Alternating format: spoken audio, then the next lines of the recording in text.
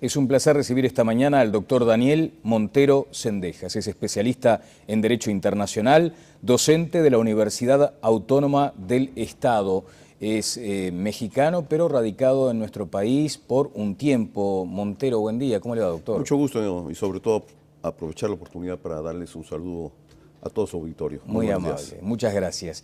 Decíamos, ¿está viviendo aquí en nuestro país? Estoy viviendo en los tiempos que marcan las disposiciones reglamentarias, por supuesto, ¿no? Vine a hacer una estancia académica con la Universidad Católica. He dado una serie de conferencias en torno a temas de interés recíproco en el Estado mexicano, con el de Uruguay, sobre todo en materia de blanqueo de activos. Traigo una especialidad en lo que es esto, que es lavado de dinero en materia electoral. Entonces, ustedes están en un proceso electoral previo, entonces, bueno, pues mejor ahí la dejamos, pero es muy importante lo que ha vivido México en cuanto a su desarrollo institucional y lo que ha hecho el actual presidente Peña en el sentido de tratar de transparentar los recursos públicos en el manejo electoral. Es muy interesante ese punto. Así que usted está dictando cursos en la Católica, también en la Universidad de la República. En la República, exacto. Ajá. Bien, vamos a hablar de algunos aspectos que tienen que ver con ese papel académico que usted hoy está cumpliendo.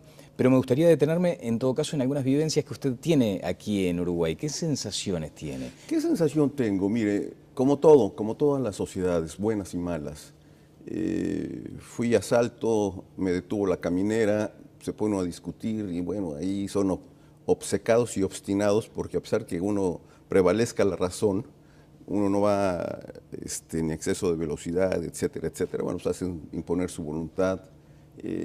Por el otro lado, los contrastes, su gente hospitalaria, amable, sana, y un poco también motivada con estas inclinaciones de la transformación que existe. Algo que me sorprendió aquí en su país es que no puedo yo pagar tarjetas de crédito que no sean expedidas por la República Uruguaya o con Norteamérica en el caso de otras, de American Express, por ejemplo. En fin, yo creo que los grandes retos que tienen ustedes a corto o mediano plazo son mayúsculos en cuanto a la sintonía de lo que es la tecnología, de lo que implican los retos de un mundo globalizado que ha cambiado y que los esquemas jurídicos que tienen ustedes no son tan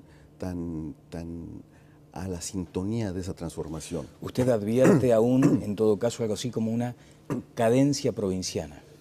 No, yo lo que veo es que responden a su realidad.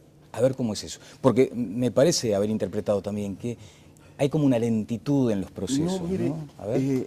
Felipe González, sí, el expresidente y un dirigente del PSOE español, en una conferencia que dictó en México decía que estamos viviendo en un mundo tan rápido, tan vertiginoso, que si no estamos sensibles a esa transformación, nos vamos a quedar en la resaca. Entonces, yo creo que los grandes retos que tiene la República del Uruguay en este momento es eso, mostrar y caminar en la sintonía del nuevo mundo, que es un mundo globalizado, y que solamente con un teclazo, ustedes que están en los medios de comunicación, les consta. Hay foros internacionales en donde los riesgos de la sociedad contemporánea ya no es el papel del Estado, que era el director, el papel rector, sino que la sociedad ha mutado y son muy volátiles en cuanto a ciertas cuestiones que ustedes, los medios de comunicación, están orientando circunstancias, preferencias, etcétera. Doctor Montero, ¿y cómo lee aquellos datos que tienen que ver con la amplia penetración que tiene Internet en nuestro país, la velocidad de sus comunicaciones, la incorporación de tecnología, el hecho de que también tengamos como un ámbito la producción de software? Ha sido un milagro uruguayo. ¿No es un contraste eso con lo que usted señala? Mire, yo creo que son avances, pero también la otra cara de la moneda, ¿no? Es ver que, por ejemplo, en Francia, en España, en Alemania y en México, estamos en Estados Unidos fundamentalmente, el avance tecnológico trae también sus despliegues de circunstancias que en este caso es el cibercrimen. Hay que estar preparados y yo creo que la República del Uruguay, a pesar de los grandes pasos que está dando, no está preparada para ciertas cuestiones. Está aletargada en ciertos aspectos de seguridad nacional, de seguridad pública. Ese músculo debe ser activado, sin dudas. Yo creo que es una preocupación latente que deben de visualizar ustedes. Correcto. Doctor Montero, vayamos ahora brevemente, aunque más no sea un par de minutos, a una realidad de altísima complejidad que es la mexicana. Porque uno ha advertido en este último tiempo una circunstancia que ha llegado a atemorizar a aquel que pretendía viajar a esos lugares paradisíacos. O sea, ¿cuál es la realidad hoy? Bueno, yo creo que también deriva del amarillismo de ciertas cuestiones, ¿no? Es un país que tiene una historia vasta, es un país con una gran tradición republicana, es un país con una gran cultura milenaria. Baste ver todo lo que es Teotihuacán, todo lo que son las culturas mayas, prehispánicas, para ver qué potencial y qué es el altiplano de este planeta en función de lo que fue la herencia prehispánica para el mundo. ¿Qué pasa en México? Yo creo que ha habido una influencia, lo que le comentaba, el mundo se achicó. La delincuencia transnacional también se achicó y se globalizó. Si, para entender qué pasa en México, así brevemente, le diría que hay países productores, distribuidores y de consumo. México era un país distribuidor de droga, un puente para llegar a una sociedad adicta como es la norteamericana, en donde los últimos años el 10% de esa mercancía que debería de haberse llevado a la frontera se quedó en la República Mexicana. Hubo un despliegue de esas circunstancias y bueno, es un negocio de 80,000 millones de dólares anuales, en donde los retos, ustedes están haciendo esto, la proyección de una legalización de una droga de las más consumidas en el mundo, que es la marihuana. A ese aspecto quería llegar.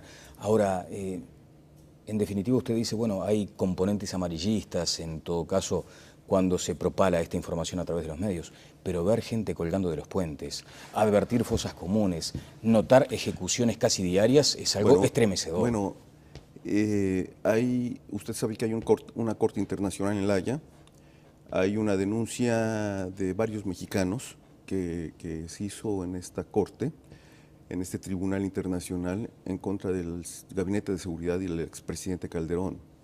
Hubo más o menos en el periodo, cifras más, cifras menos, hay partes oficiales, partes de ONGs, partes de reportes periodísticos que hablan más de 100,000 ejecuciones en un periodo de 6 años, más de 100 y tantos mil desaparecidos y desplazados en esa confusión. Entonces, en un país donde es entre hermanos la guerra, claro, entre conciudadanos, sí, sí, pues es muy dramático, ¿no? Sí, sí, sí. Entonces no, el amarillismo, no hay mucho margen para el amarillismo. ¿Es correcto el camino que transita Uruguay actualmente? Yo creo que la legalización de la marihuana es un punto importante. Mire, le vamos a dar cifras interesantes de cómo está.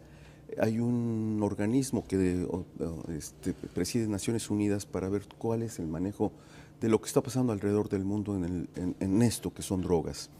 Drogas, las adicciones es parte fundamental que hay que entender. La criminalización de la adicción, además. No, yo estoy en favor de la no criminalización. Por eso, pero me refiero a ese aspecto. De adicción. Usted ha tratado ese tema. Se criminaliza muchas veces. Se criminaliza y se victimiza.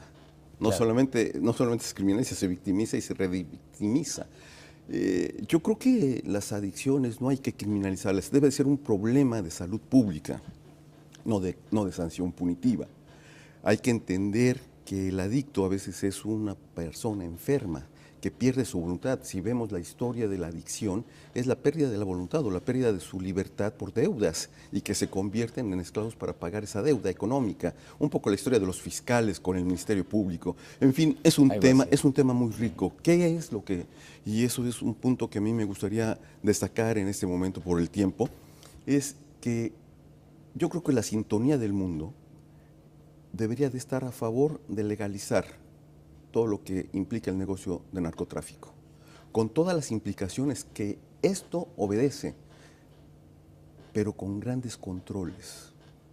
Yo siento que el Uruguay le carecen controles militares, de seguridad pública, de policía y de una gran conciencia de lo que significa el legalizar un producto como es la marihuana. Legalizar todas las drogas.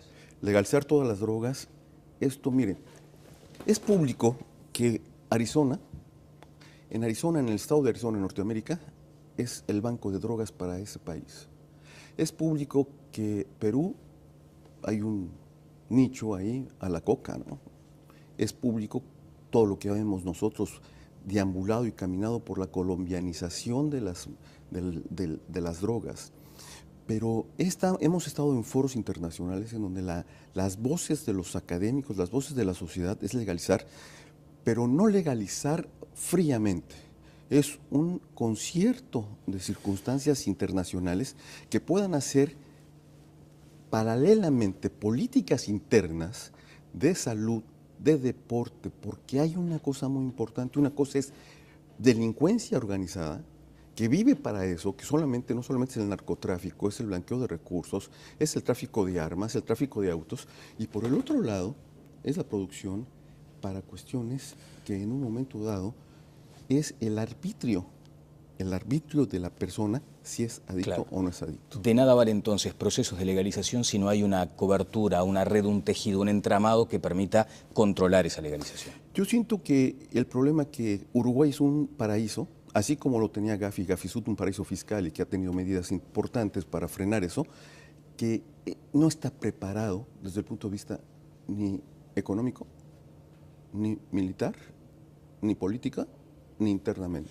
¿Es un banco de pruebas Uruguay a nivel internacional, un tubo de ensayo? Yo creo que es algo que no ha visto el gobierno, de cuál puede ser la influencia si tenemos en Santa Fe, en países como Argentina, como Brasil, como Colombia, un paraíso de esa naturaleza, hasta dónde es posible que frenar los capitales de ese producto de narcotráfico o de actividades ilegales llegue aquí y por el otro lado se asienten grupos que no son totalmente los idóneos para una sociedad como la que tiene Uruguay. Bueno, doctor Montero Sendejas, vamos a tener la oportunidad de seguir hablando más de estos temas en profundidad, pero ya que mencionó usted al pasar el hecho de que estamos en un año electoral, ¿las campañas electorales son ventanas de oportunidades para el narcotraficante? Le cuento y se la contesto de una manera que nosotros en México hemos vivido, ¿no? Hubo una propuesta en el 2012 de que aquel candidato que manejara recursos de procedencia ilícita, como aquel partido que lo abanderara, el candidato sería consignado y el partido perdería su registro. Nosotros tenemos un régimen de partidos políticos que son entidades de interés público. No es un conjunto de ciudadanos como la identificación sociológica, de la identificación de ciudadanos que en el ejercicio de su derecho buscan el poder por forma pacífica.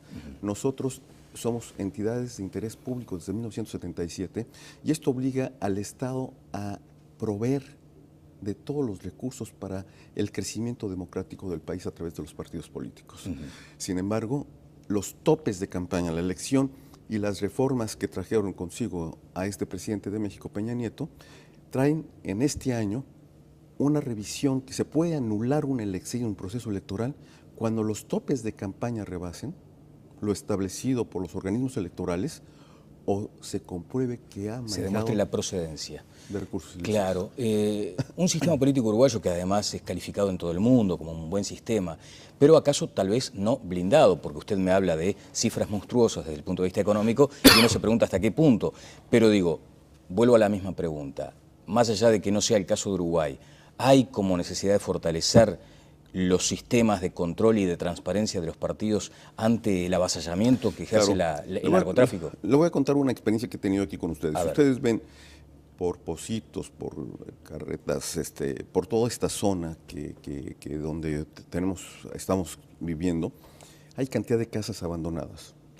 Casas y hay una teoría de las ventanas rotas, ¿sí? Estas casas, cuando está usted caminando, ve una ventana rota. Eso lo trajo Giuliani, hay un libro de Turnaround con Branton, que es quien lo escribe. Aquel caso de los dos autos, ¿no? Instalados entre otras cosas, pero esto es una teoría de las ventanas rotas, donde rompen un vidrio, un día, rompen otro vidrio, no pasa nada, al siguiente día o a la siguiente semana o al siguiente mes, ese inmueble es ocupado por delincuentes. Ese es el problema. Y eso no lo está atendiendo el gobierno actual. Claro, de hecho no estábamos acostumbrados a este concepto de los ajustes de cuentas y parece que está instalado y para quedarse ese tipo de delito. Por eso es tan interesante esto de adicciones, porque nosotros en el 2008 hicimos una reforma para tratar de establecer las dosis mínimas que deben tener o poseer un adicto.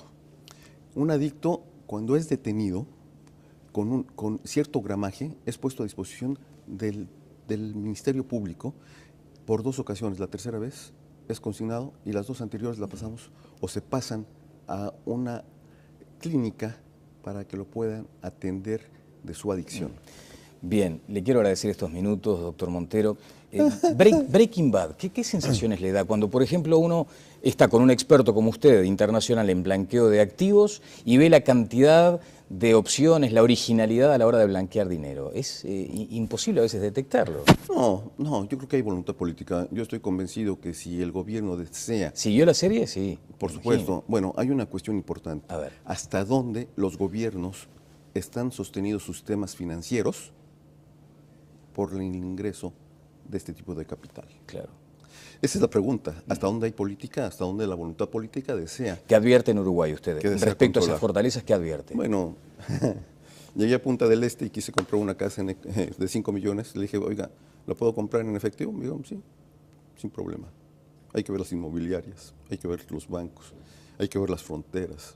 O sea, he estado con Carlos Díaz y lo saludo desde este noticiero, lo estamos desde esta entrevista. Fiscal, lo estamos pero bueno, yo creo que los esfuerzos todavía son insuficientes. Bien. La amenaza de la globalización, la amenaza del crimen organizado, de la delincuencia organizada, en un país como el que tienen, sin un blindaje y sin una cultura como la que existe en el mundo, debe de tener riesgos y debe de ser preventiva. Muchas gracias. Esto es órdenes. El doctor Daniel Montero Cendejas, especialista en Derecho Internacional, estuvo con nosotros. Pausa y seguimos adelante en Tele Buen Día.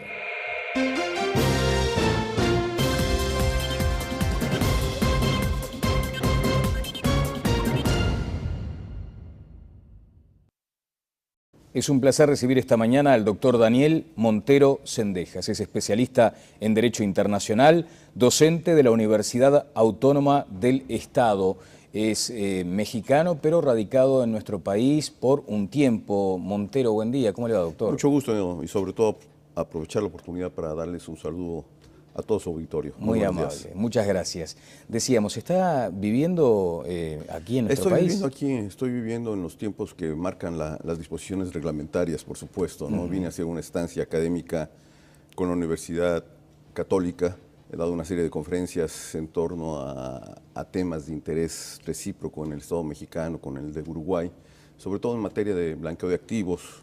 Traigo una especialidad en lo que es esto que es lavado de dinero en materia electoral, entonces ustedes están en un proceso electoral previo, entonces, bueno, pues mejor ahí la dejamos, pero es muy importante lo que ha vivido México en cuanto a su desarrollo institucional y lo que ha hecho el actual presidente Peña en el sentido de tratar de transparentar los recursos públicos en el manejo electoral.